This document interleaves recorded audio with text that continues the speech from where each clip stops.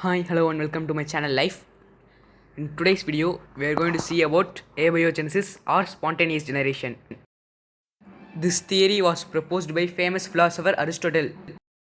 Let's see what is abiogenesis, or it is also known as spontaneous generation. It is a hypothetical process by which living organisms develop from non-living matter. Abiogenesis explains that such as fleas could arise from inanimate matter such as dust, or that maggots could arise from dead flesh. Louis Pasteur and Francisco Redi rejected this theory. Let's see the experiment of Redi. In 1668, Francisco Redi, an Italian scientist, designed a scientific experiment to test spontaneous creation of maggots. He placed fresh meat in each two different jars. One jar was left open, other was covered with a cloth. Days later, the open jar contained maggots, whereas the covered jar contained no maggots.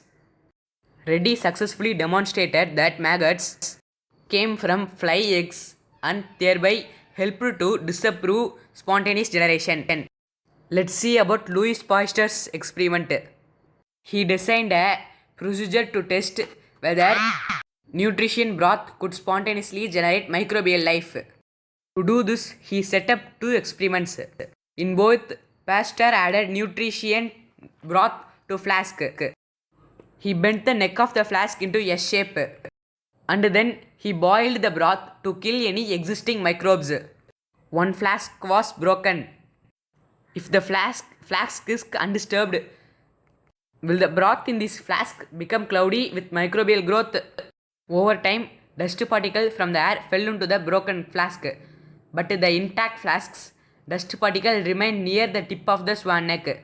They were unable to travel against gravity into the flask.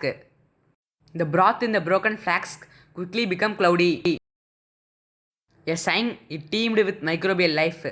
However, the broth in the unbroken flask remained clear. Introduction of dust on which microbes can travel, no life occurs. Pasteur thus refused the notion of spontaneous generation. Thank you for watching this video.